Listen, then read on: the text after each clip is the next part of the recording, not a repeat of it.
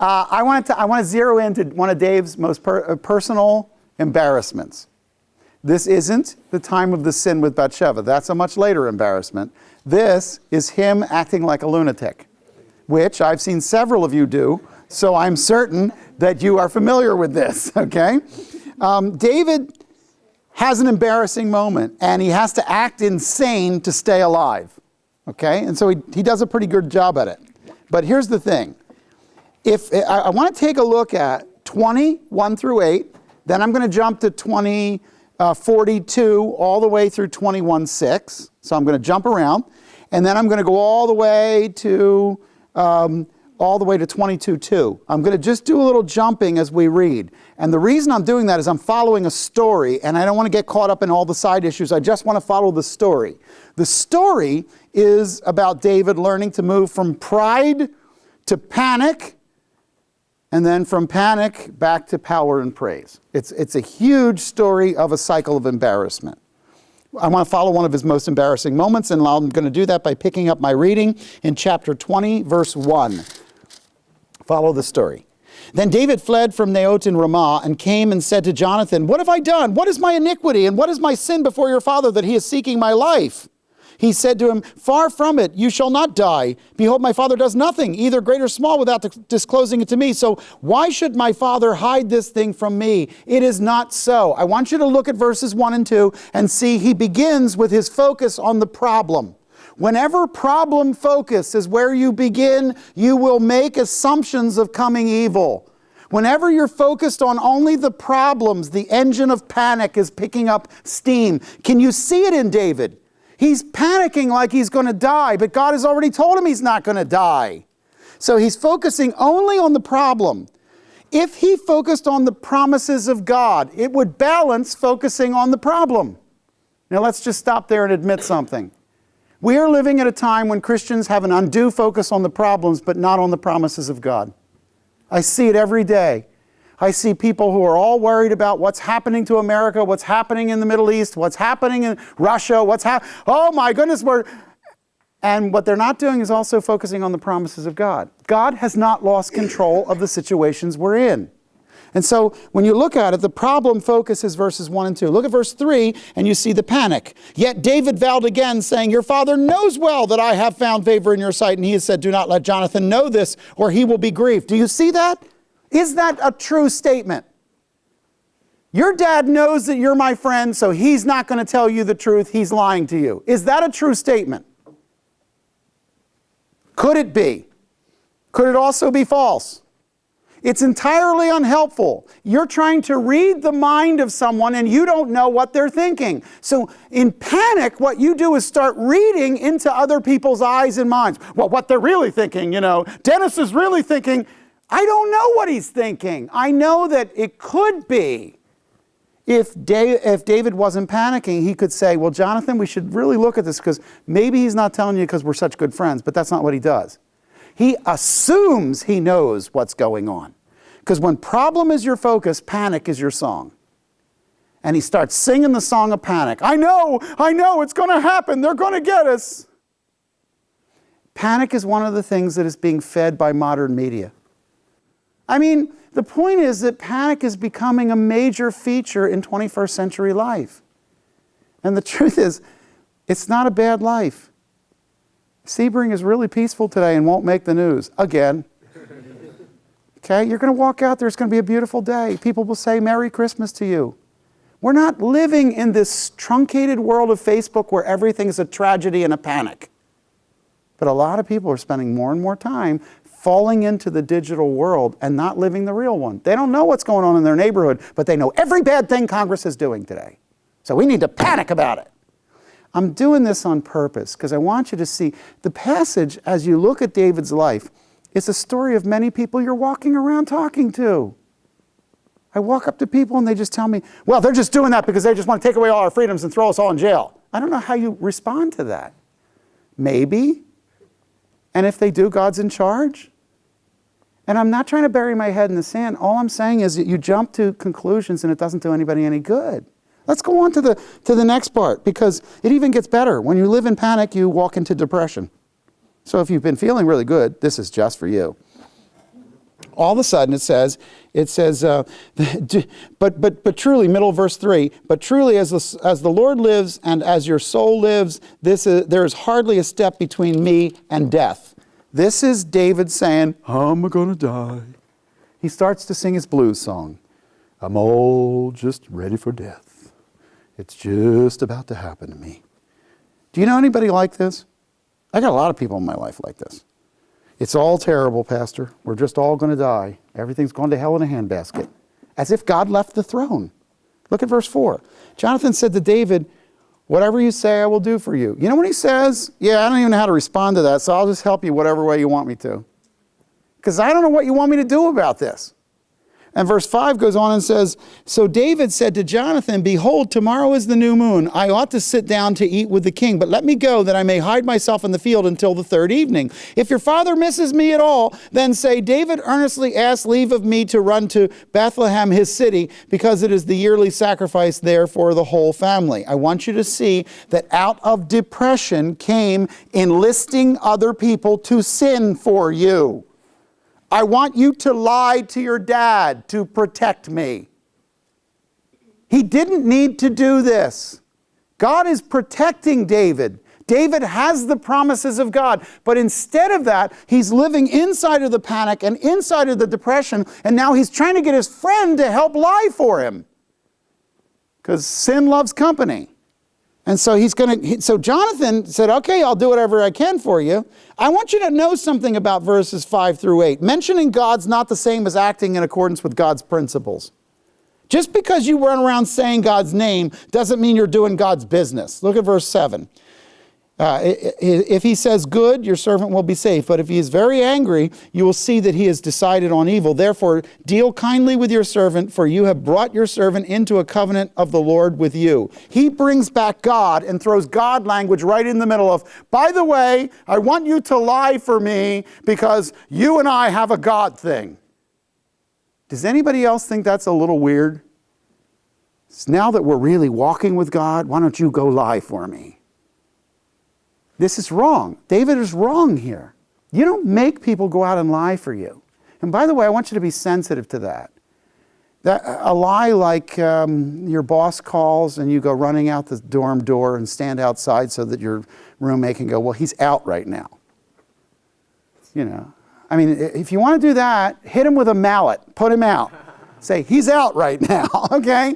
The point is, it's not right. Just own your own choices. If you don't want to go to work, own that. Okay? But if you try to get other people on board with you to lie for you, that's not a Christian way to respond. Now, what I want you to see is it goes down to verse 8. And it says, if there's iniquity in me, put me to death yourself. For why then should you bring me to your father? He says, look, I want you to deal kindly with me because of the Lord. Either that or kill me right now. Does everybody else hear depression in that? Okay, just look, let's get this over with. You can just shoot me right now. That's usually not the sign of a happy guy. Okay, hey, I'm happy. Would you shoot me? And that's not really how it works. So then I want you to drop all the way down to verse 42. I'm skipping through a whole bunch of the story to get you down to follow the line of what David does. 20 verse 42. Jonathan said to David, go in safety, inasmuch as we have sworn to each other in the name of the Lord will be between me and you, between my descendants and your descendants forever. Then he rose and departed while Jonathan went into the city. Then David came to Nob and Ahimelech, the priests, and Ahimelech came trembling to meet David and said to him, why are you alone and no one is with you? David said to Ahimelech, the king has commissioned me with a matter and has said to me, let no one know anything about the matter on which I am sending you and with which I have commissioned you, and I have directed the young men to a certain place. What is that? A lie. David is now lying. You do not have to paint David as the guy in the white suit and Saul as the guy with the black hat all the way through the story. David is some color gray most of the story. Okay? Currently, David is running from Saul in an unjust situation. He should not be running from Saul because he didn't do anything wrong, but he is. And along the run, he's telling lies. That lie is going to come back and haunt him. And so what ends up happening is there's overt sin among God's people. You are walking now to the high priest at the tabernacle and you are lying to him. That's a pretty bold and bad thing to do. Then it says, the priest, it says, now therefore, verse 3, now therefore, what do you have on hand? Give me 5 loaves of bread or whatever can be found. The priest answered David and said, there is no ordinary bread on hand, but there is consecrated bread, if only the young men have kept themselves from women. David answered the priest and said to him, surely women have been kept from us as previously when I set out, and the vessels of the young were holy, though it was an ordinary journey. How much more then today will their vessels be holy? What's he saying? At the time we were commissioned to go, we were all clean before the Lord and had not been with anyone. And by the way, we've been going on a journey, so the likelihood is we haven't had time since we left. So he starts talking to the priest as though they have been consecrated for a journey. Have they? No. This is entirely a woven lie. The problem with weaving lies like this is you have to remember what it is you said. And so David now comes up with this very large and embracing lie. What's he trying to get? Food. And what's the food that's left there? What food is there? Consecrated bread. Yeah, we're talking about the bread of the table of showbread from inside the tabernacle. Do you belong eating the bread of the showbread inside the tabernacle if you're not a priest? No, it's consecrated for the priest. So the priest has decided, well, if you're consecrated, even if you're not a priest, I'll let it go that far. The priest is now making compromises based on your lies. That's what's happening. Now, what's interesting is pick up the words in verses 7 and 8. It says, verse 6, the priest gave him consecrated bread, for there was no bread there but the bread of the presence, which was removed from before the Lord in order to put hot bread in its place when it was taken away. That's the bread that's already been before the Lord, is now taken away, and is supposed to be used by the priests. And then it says, now one of the servants of Saul was there that day, detained before the Lord, and his name was Doeg the Edomite, the chief of Saul's shepherds. David said to Ahimelech, now is there not a spear or a sword on hand? For I brought neither sword nor my weapons with me, because the king's matter was urgent. When the priest said, the sword of Goliath the Philistine, whom you killed in the valley of Elah, behold, it is wrapped in a cloth behind the ephod. If you would take it for yourself, take it, for there is no other except it here. And David said, there is none like it, give it to me. Now, he comes there and he lies to him, he creates a scenario, a story, and then he finds himself in front of people looking for a sword. There are very few swords in the land. There was a sword of Saul. There was a sword of Jonathan. He had the sword of Jonathan, but he didn't have it with him. There was the sword of Goliath of Gath. Don't get the idea that most guys were walking out into the valley of Elah ready to have a sword fight. The flannel graph is wrong. Every time you show the David and Goliath, you got all these guys with swords, it's wrong. They don't have them. They're out there with pitchforks and hoes, and one guy's got an anvil that he's going to, they got ropes and chains. They're looking for anything they can get. They don't have a lot of swords. There aren't many in the land. And so he gets this sword, but it's ironic what sword comes up. God's empowering of David before Goliath was a time from David's life where a powerful reminder of God working through his life was happening. Now he's holding this sword, but this time he's lying and he's not walking with God. He's running in panic, he's running in depression, he's lying as he goes, and he's not walking with God. Don't you think touching that sword would kind of give him a little bit of the willies? Because the memory of it was like a memory of a time when he was walking with God. One of the great hymn writers that is in our hymn book wrote some great hymns about Jesus' redemption. And then he fell from grace and walked away from God for a long period of time because of the death of his spouse. He became so embittered he began to drink heavily. One day he found himself on a coach, riding on a coach, and a woman was sitting across from him singing his hymns. And it broke his heart and brought him back to Jesus. Because he sat there realizing that his life had gone from where it was to where it has become because of bitterness. When you go back and touch the things that belong to your earlier obedience, sometimes they'll spur you to memory. So I want you to see that something is really important about that sword, but I want you to see something else. There's a guy who shows up. His name, he's an Edomite in verse 7, and he was the chief of Saul's shepherds, Doeg. Doeg sees David. Doeg comes in, and he knows something is going on. So Doeg becomes a listener, and he becomes important to Saul later on. That's why his name is there. Now, look at verse 9. The priest said, the sword of Goliath the Philistine. Verse 10, then David arose and fled that day from Saul and went to Achish, king of Gath. And the servants of Achish said to him, is this not David, the king of the land? Did they not sing of this one as they danced? Saul has slain his thousands, David tens of thousands. David took those words to heart and greatly feared Achish, king of Gath. So he disguised his insanity before them and acted insanely in their hands and scribbled on the doors of the city gate and let his saliva run down his beard. He's drooling like an idiot and crayoning on the walls. And Achish said to his servants, behold, you see the man behaving as a madman. Why do you bring him to me? Do I lack madman that you have brought this one to act the madman in my presence? Shall this one come into my house? He says, look, I got enough nuts running around here. I don't need this guy. What are you bringing him to me for?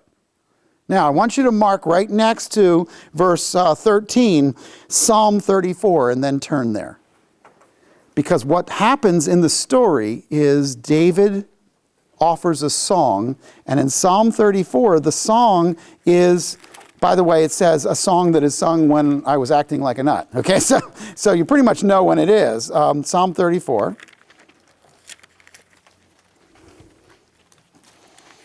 This is a kind of a quick look at an embarrassing moment. You understand what he's doing. He's acting like an idiot so that he can stay alive and he can stay with the Philistines and Saul won't come after him. The problem is he's now throwing his lot in with the enemy. So it says, this is, by the way, a psalm of at the beginning of the superscription on Psalm 34. Cross it out. It's not there.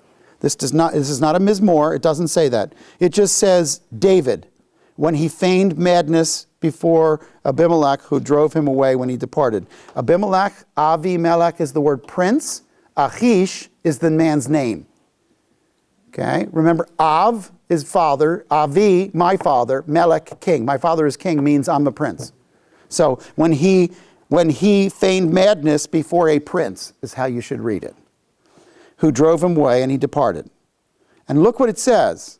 This is David singing. I will bless the Lord at all times. His praise shall continually be in my mouth. My soul will make its boast in the Lord. The humble will hear it and rejoice. Oh, magnify the Lord with me. Let us exalt his name together. Go all the way down to, go to verse 4. I sought the Lord, and he answered me and delivered me from all my fears. They looked to him and were radiant, and their faces will never be ashamed. This poor man cried, and the Lord heard him and saved him out of his troubles. The angel of the Lord encamps around those who fear him and escapes him. Do you see verse 4? Verse 4 is the key verse. I was afraid, I was depressed, I was in panic mode. Then I sought the Lord, and he heard me. So I want you to see that the song that comes from this time is a loud testimony to crushed and poor people that God will overtake the fight for you. He will understand where you are. He will make you a priority in his plan, and he will raise you up and give you a future. What did David learn from his panic and his depression? What did he learn he needed to do? Stop running. Look up. When you're in the middle of panic, stop running. Look up.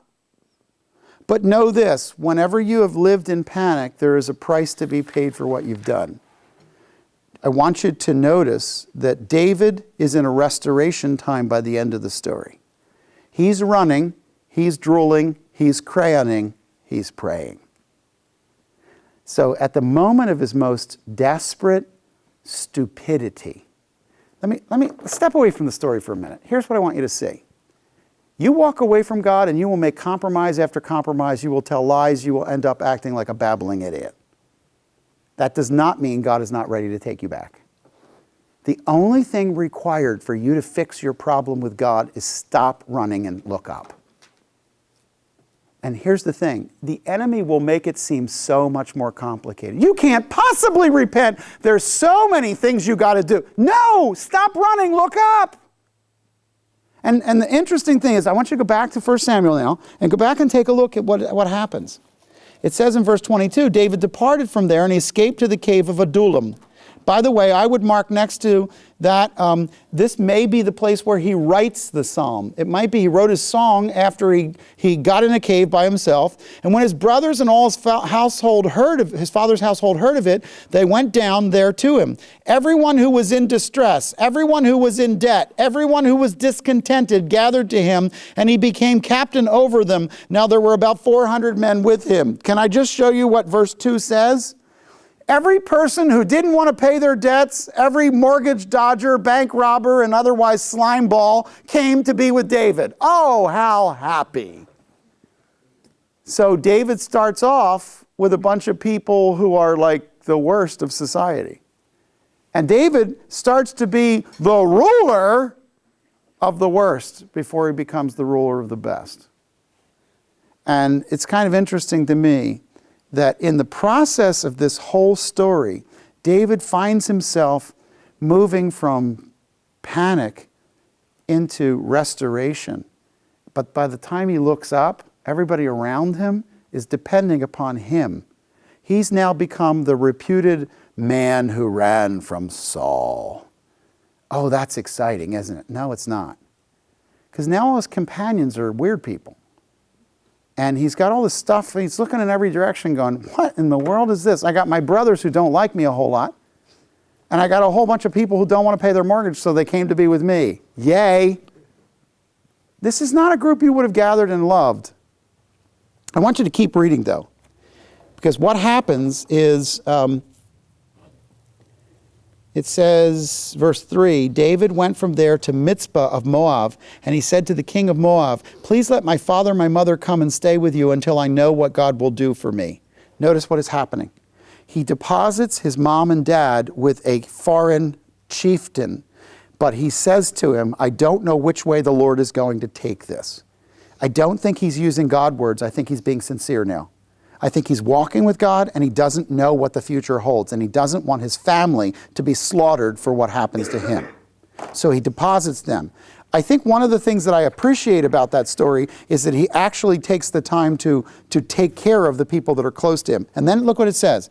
It says, so he left them with the king of Moab, and he stayed there with him all the time that David was in the stronghold. The word for stronghold is Metzedah, and Masada in the south part of this country near the Dead Sea may be that stronghold. It may be a cliff, a natural plateau, and I mention that because during your Israel trip you will go up on top of it. Now it becomes a later place of King Herod the Great, and it becomes a place where there's a great zealot story that I'm not going to tell you because I don't want to spoil the story. But nevertheless, it's a great place where 960 Jewish defenders will stand up against thousands of the Roman army on top of this stronghold. But this might be a biblical reckoning of that place before it was built up by Herod the Great. Okay? So it simply says this. The prophet Gad said to David, do not stay in the stronghold. Depart and go into the land of Judah. So David departed and went into the forest of Heret. This is in the south part of the country, southeast part of the country of Judah. And Saul heard that David and the men who were with him had been discovered. Now Saul was sitting in Gibeah under the tamarisk tree on the height with his spear in his hand. This seems to be Saul's thing. Walk around, carry big spear, Walk quietly, carry big spear. And he's sitting around underneath the tamarisk tree, and all his servants were standing around him. Saul said to his servants who stood around him, hear now, O Benjamites, will the son of Jesse also give to you all the fields and vineyards? Will he make you all commanders of thousands and commanders of hundreds? For all of you have conspired against me. Look at what Saul's doing. He looks out, he sees his men standing in the heat. You have to picture this. He's sitting under a tree. The tamarisk tree or the eshel tree is a cool tree to sit under. And he's sitting underneath the cool of a tree, and everybody's standing around him in the heat of the day. And he's accusing them all of being against him. The absolute paranoia sets into Saul, and he's yelling at the guys who are faithful. He's yelling at the guys who are with him. You're all against me, every one of you. You're all trying to kill me. You all want to go with David. And they're all standing there going, what the heck is wrong with him? I'm standing here in the hot sun. I could be down there with David if I wanted to be. I could drop my mortgage and run. But instead, no, I'm standing here with you, and now you're berating me for being one of your men. And Saul's going off his nut, okay? So as we watch Saul slowly implode, let us continue. And it says, all of you have conspired against me, so there is no one who discloses to me when my son makes a covenant with the son of Jesse. There's none of you who is sorry for me or discloses to me that my son has stirred up my servant against me to lie in ambush as it is this day. He says, oh, my kids run away and nobody's helping me and you all hate me and I just feel alone and nobody feels sorry for me. Listen, when you're king, you don't get to claim your life is hard, okay? We're all standing here in the hot sun while you're sitting under the tree. You got a spear, you got a crown, suck it up and stop complaining, will you? I think what he's doing is he's actually pushing people away from him by whining. And then it says this. It says, then Doeg, here he is, the Edomite, who was standing by the servants of Saul, said, I saw the son of Jesse coming to Nob when Ahimelech, the son of Ahitub. He inquired of the Lord for him, gave him provisions, and gave him the sword of Goliath the Philistine. Then the king sent someone to summon Ahimelech the priest, son of Ahitub, and all the father's household, the priests who were Nob, and all of them came to the king. Saul said, listen now, son of Ahitub. And he answered, here I am, my lord. Saul said to him, why have you and the son of Jesse conspired against me, in that you have given him bread and a sword, and have inquired of God for him, so that he would rise up again against me by lying in ambush as it is this day? And Ahimelech answered the king and said, and who among your servants is as faithful as David, even the king's son-in-law, who is captain over your guard and is honored in your house? Did I just begin to inquire of God for him today? Far be it from me. Do not let the king impute anything to his servant or to any of the household of my father, for your servant knows nothing at all of this whole affair. You don't even know what you're talking about, is what he's saying in king language. He's saying, oh, king, live forever. You don't know what you're talking about. I didn't just start being his counselor. I didn't just start praying for him. I've been praying for him for a long time. You have no idea what this is all about, do you? He didn't come to me to revolt against you. I didn't give him a sword to come and kill you with it. You've got this whole scenario made up in your mind.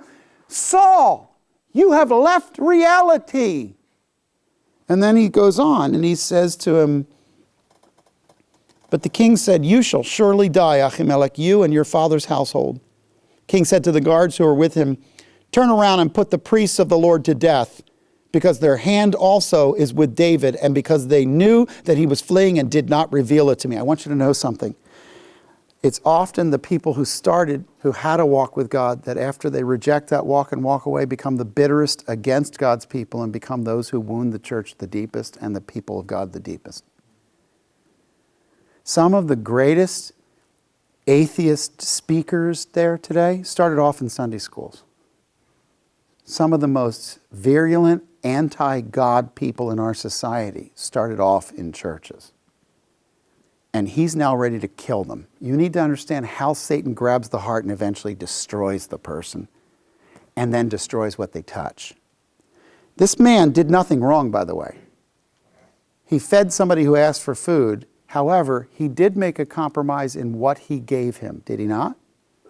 He thought he was doing it because he was following a good man. The problem is he was following a good man doing a bad thing. I want you to know that this is going to haunt David all of his life. David will never get over this, and he shouldn't. David's responsible for the blood of everybody who dies in this story. Here's what happens. It says, the king said to Doeg, you turn around and attack the priests. And Doeg and the Edomite turned around and attacked the priests, verse 18. And he killed that day 85 men who wore the linen ephod. He wiped out the priesthood. And he struck Nob, the city of the priests, with the edge of the sword. Men, women, children, infants, oxen, donkeys, sheep, he struck with the edge of the sword. But one son of Ahimelech, the son of Ahitub, named Abiathar, escaped and fled after David. Abiathar told David that Saul killed the priests of the Lord. And David said to Abiathar, I knew on that day when Doeg the Edomite was there that he would surely tell Saul, I have brought about the death of every person in your household. Underline that. This is going to play in David's nightmare scenario over and over again. I have brought about the death of every person in your father's household. Stay with me. Do not be afraid, for he who seeks my life seeks your life, and you are safe with me. Abiathar gets there, and I want you to know that I think his heart was divided. If you knew that David had just caused the death of your entire family, if your wives, children, infants were killed because of something David did, would you be open to David saying, yeah, that was really my fault. Oops. Would you be willing to live right alongside David and be a loyal and faithful friend after the people you love the most in life were killed because of his idiocy, his defiance against God, his lies? Now, David made one good point that made Abiathar want to stay there. By the way, the same guy who's looking for me is looking for you. So you really don't have anywhere else to go except for stay here, so I'm inviting you to stay here. But can we at least understand that the beginning of the relationship between David and Abiathar is not a happy one? It's a haunted one. Haunted by memory. I think Abiathar is going to wake up at night screaming for his wife. I think he's going to wake up at night remembering the death of his children. I think David is going to be in a different tent screaming at the same nightmare, but for different reason. I think what we want to do is we want to look at the fact that David went through the embarrassment. David went through the repentance. But what the story tells us and what you want to put somewhere alongside the story is when David sinned, many died. When leaders do wrong, other people pay. If you're just the guy doing the thing, maybe you'll screw up your life. If you're the dad, maybe you'll screw up your kids' lives. If you're the community leader, maybe you'll screw up the whole village's life. If you're the priest, maybe you'll screw up the whole nation's life. And so what I want you to see is that the story is not only the embarrassment of David, it's also the weight. Do you see what God is doing? God is slowly placing on him the feel of the heaviness of the weight of being king before he's king. He's learning my choices affect people that I don't even see. David probably didn't know those infants, probably didn't know those wives, probably never met any of the donkeys or sheep either, but they all died because of what he did, and he will not forget that. And by the way, it's easy for you to think that somebody's sitting in the White House ordering wars, but I'm going to tell you that they're going to be walking the floors at night if they're men of decency, worried. They're going to go down to the incoming body coffins in the middle of the night and receive those back from the places of warfare that they are commander-in-chief over. It's not as easy as it looks. I want to go to 23 very quickly. I want to talk about safety for a minute, because in 23, there's something we need to learn. Some people think hiding from trouble is what keeps you safe. Hiding from trouble is not what keeps a believer safe. For a believer, safety and security is not a matter of what you withdraw from, it's a matter of who you withdraw to. Okay? Safety is not defined by keeping away from dangerous things. Safety for the believer is keeping close proximity with God. That's what safety is. So, you don't gain it by isolation. You gain it by casting yourself upon God. And David learns he doesn't have the ability to calculate his distance from danger, but he does have ability to calculate his nearness to God. Okay? So when you get down to this story, I just want you to see the whole story in chapter 23 is that David is running, and here's what he has to do. David is learning to make wise choices. He's coming back on his feet. David is learning how to lead. He's learning the heaviness of walking as the leader. Now look at what else he has to learn. What's the lesson of David in 23, 1-5? It says, then they told David, saying, behold, the Philistines are fighting against Keilah and are plundering the threshing floors. So David inquired of the Lord, saying, shall I go and attack the Philistines? The Lord said to David, go and attack the Philistines and deliver Keilah. But David's men said to him, behold, we are afraid here in Judah. How much more then if we go to Keilah against the ranks of the Philistines? Then David inquired of the Lord once more, and the Lord answered him and said, arise, go to Keilah, for I will give the Philistines into your hand. So David and his men went to Keilah and fought the Philistines, and he led away their livestock and struck them with a great slaughter. Thus David delivered the inhabitants of Keilah. What is the lesson to Dave? What's he learning here? He has just learned from his little excursion of lying at Nob that there is a penalty that is paid by your people when you don't walk with God as a leader. What's he learning here? There's also blessing if you follow. Okay, the longer swipe, Dennis is right, is when you follow the Lord, there's a tremendous blessing. And here's the thing, that's not guaranteed. There's blessing in this story. But what's the other truth that he's learning? He says, Lord says, go. He goes and says to his men, all right, let's go. And they go, no, this is really scary. And we don't think we should be out there in the field of battle. What does David do? He goes and asks the Lord again. What is he learning? I'm sorry? Okay, you've got to go back to the source. You've got to, as leader, you need to know that what God said is what God said. You need to be clear on that. And if you're not clear, you need to go back and get clear on that. But he's also learning something else. The people are not just going to embrace whatever God tells you to do. You're going to have to bring the people along.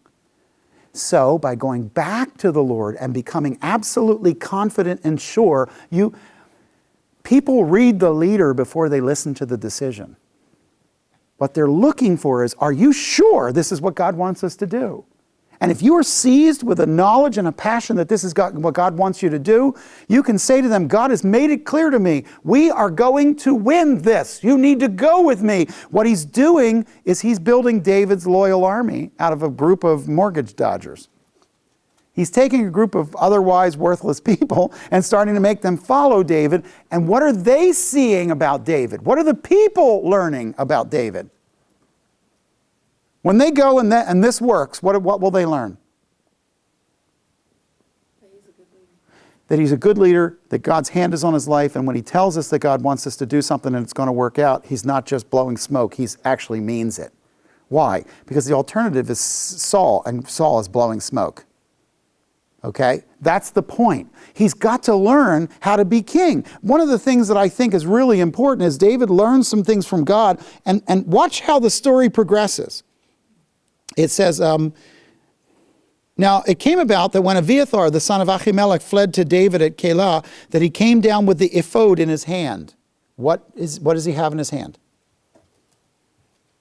The ephod wasn't it used to determine direction? It's exactly used to determine direction. It is a breastplate with the Urim and Thummim, these stones, and the stones on the plate, and those were used by the priest to determine God's direction. Now, why is that being mentioned right in the middle of this story?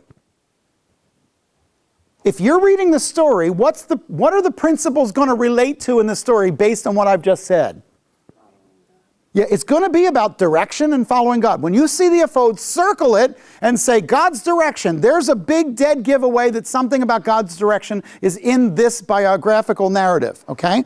And so here's what it is. It says, when it was told Saul that David had come to Keilah, Saul said, God has delivered him into my hand, for he shuts himself in by entering a city with double gates and bars. So Saul summoned all the people for war, to go down to Keilah to besiege David and his men. Now David knew that Saul was plotting evil against him, so he said to Abiathar the priest, bring the ephod here. Then David said, O Lord God of Israel, your servant has heard for certain that Saul is seeking to come to Keilah to destroy the city on my account.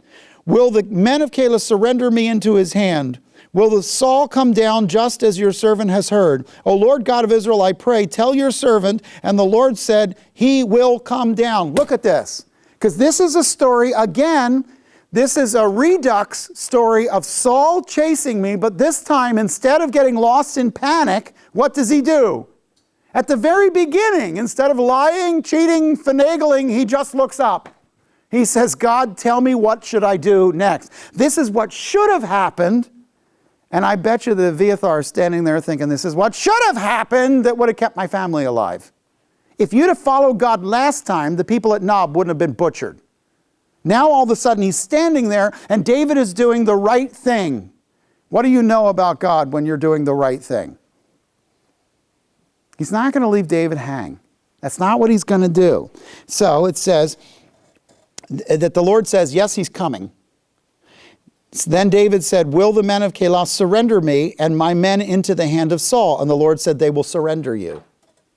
Then David and his men, about 600, arose and departed from Keilah, and they went wherever they could go. And when it was told Saul that David had escaped from Keilah, he gave up the pursuit.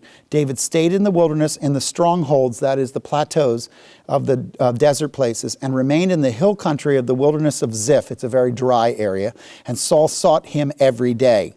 But God did not deliver him into his hand. What happened? Nobody died. It all scattered. But something else. Was Saul coming? Would David have known if Saul was coming had David not asked God?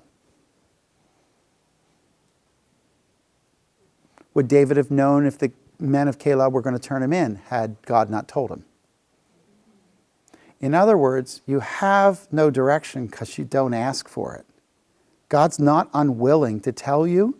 It's that he's not going to tell you if you don't ask. Why? Because he wants you to ask. And there's no way he can train you to ask if you don't need to ask.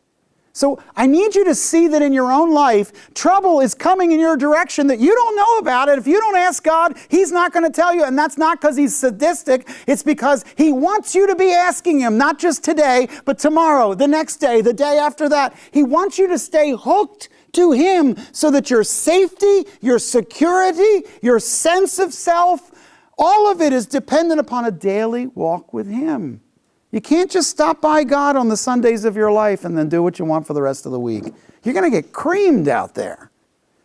And one of the things that he says is that I want you to come to me. You know, the deepest saints and the strongest leaders need Christian comrades that strengthen their hands, but they also need the deep sense of a desire to follow God and to talk to God over and over and over about what he's doing. I think that what he's getting is he's learned about the weight of doing the wrong thing. Now he's learning to do it right, and he's finding the advantages of God speaking into your life and helping you get there. Nobody had to die. By the time we get to 14, God did not deliver him into his hand, and everybody lived. I want to get you down through the rest of the story very quickly. In 15 to 18, it says, David became aware that Saul had come out to seek his life, while David was in the wilderness of Ziph at Horesh. And Jonathan, Saul's son, arose and went to David at Horesh and encouraged him to God. Thus he said to him, do not be afraid, because the hand of Saul my father will not find you, and you will be king over Israel, and I will be next to you, and Saul my father knows that also. So one of the things I think he figured out is, you know what I really need back in my life? A dear close friend. I think this is another one of the lessons. A lesson in, I know that when I walk away from God, people hurt. A lesson in, I know when I walk with God, God gives me direction because I asked. How about this one? A lesson in, I know I need people around me who are close and are going to walk with me and are going to keep me walking where I belong. These are all lessons as David is learning to be the leader God wants him to be. What I want you to see is God is there to give you help. But sometimes the help sounds like your roommate. He just says, Jonathan gets back together. Look, David was deep. David was strong, but David needed Jonathan, didn't he? David was a man after God's own heart. He was a great warrior. He was no doubt superior to Jonathan in strength and intelligence and depth of theological understanding. But verse 16 just tells me that Jonathan went and strengthened him in his hand in God. He encouraged him in God. You're not designed to do this without help. So grab onto a brother or a sister, somebody who encourages you in God. By the way, doesn't just make you laugh, encourages you in God. You need people who make you laugh. That's a different thing. But frankly, you can get Mo, Larry, and Curly to do that. You don't need anybody that has a depth and a walk with God. Okay? The other thing I think that you'll see here is it says, so the two of them made a covenant before the Lord. David stayed at Horesh, and Jonathan went to his house. Then the Ziphites came up to Saul at Gibeah, saying, is David not hiding with us in the strongholds of Horesh on the hill of Hachilah, which is on the south side of Yeshimon? Now then, O king, come down according to all the desire of your soul to do so, and our part shall be to surrender him into the king's hand. Each one of these is little stories. I want you to see them as little independent stories of things God is training David in. What's this story about? Can you trust people? Some. Can you trust everybody? No. Leave your cell phone on the front seat of an unlocked car at a local Circle K and wait. And it's simply a numbers game. After a certain number of people walk by, someone will open the car and steal the phone. They will. Why? Because you can't trust everybody. And David puts himself in a place, and he's surrounded by people that are not trustworthy.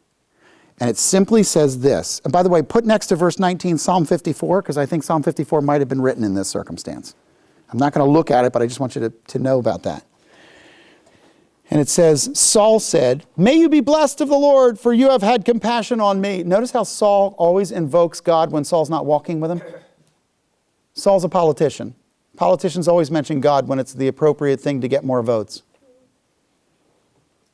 And the rest of their life, they don't follow God or listen to God, but they talk about him whenever it's going to help them.